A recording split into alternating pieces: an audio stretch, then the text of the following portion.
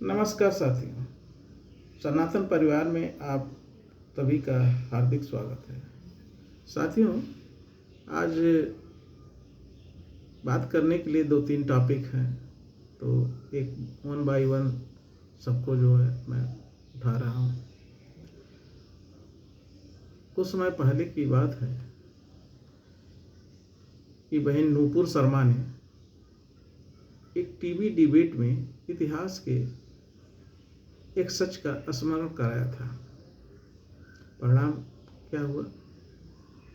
आज तक उन्हें भूमिगत जीवन जीने के लिए मजबूर होना पड़ रहा।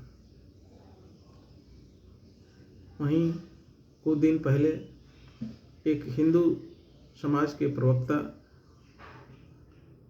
गौतम खट्टर जी ने इतिहास का स्मरण कराया, जो सच है। तो हुआ उनके साथ क्या हुआ? उन्हें गोवा पुलिस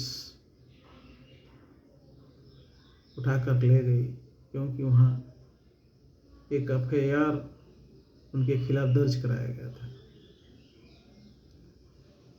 ये सब तब हो रहा है जब देश में तथाकथित राष्ट्रवादी और हिंदूवादी सरकार है।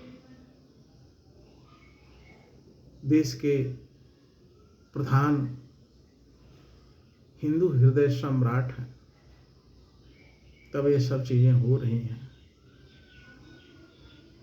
मतलब हिंदुओं की सरकार है और हिंदुओं की कोई इज्जत ही नहीं है।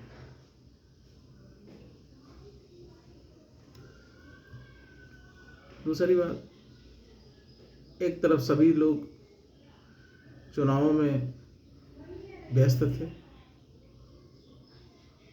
इसी दौरान ऑपरेशन पंजाब चला दिया गया। राघव चड्ढा ने खेल कर दिया और नटवर लाल को फेल कर दिया। चड्ढा अपने 7 राज्यसभा सांसदों को लेकर के बीजेपी ज्वाइन कर लिया।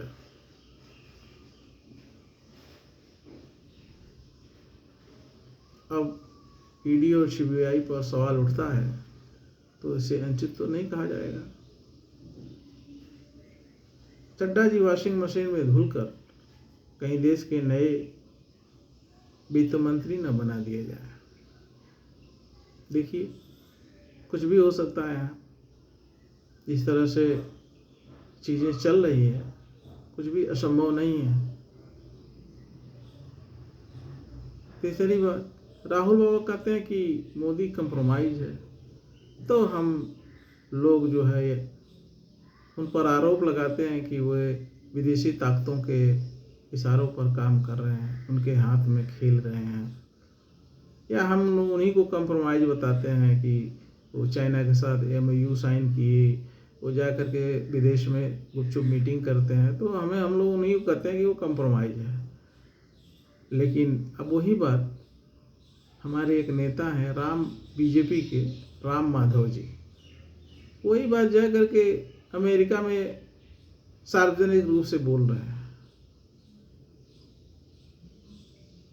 अब बताइए क्या चल रहा है? कहाँ तक हम लोग इस सरकार को डिफेंड करेंगे? दूसरी तरफ RSS के एक वरिष्ठ नेता हैं हसबोले साहब जी, वो भी अमेरिका में बैठ करके सफाई दे रहे हैं कि हाँ जी, हम लोग तो बड़े शांतिप्रिय लोग हैं, हमने तो कभी किसी पर आक्रमण ही नहीं किया, किसी की भूमि को कब्जाया ही नहीं। अब उन्हें कौन बताए कि एक समय था जब सारी भूमि सनातनियों की थी। पूरे पृथ्वी पर इक्ष्वाक वंशी राजाओं का, जिसमें भगवान श्री राम भी थे, का शासन था। धर्म की स्थापना के लिए बड़े बड़े युद्ध लड़े गए, जिसमें दशराग युद्ध था, राम रावण युद्ध हुआ, और सबसे बड़ा युद्ध तो महाभारत का युद्ध हुआ।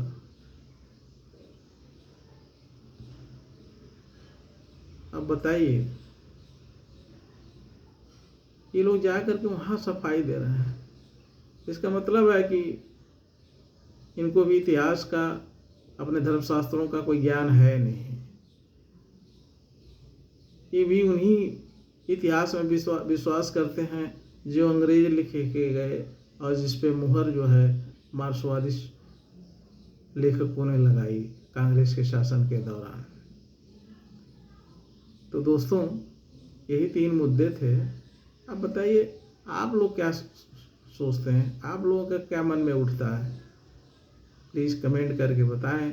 संभव हो तो चैनल को सब्सक्राइब करें, लाइक करें और इसे अधिक से अधिक प्रसारित करने का प्रयास करें, क्योंकि आज के दिन में राष्ट्रवादियों की बात करने वाला, सनातनियों की बात करने वाला कम ही लोग बचे हैं।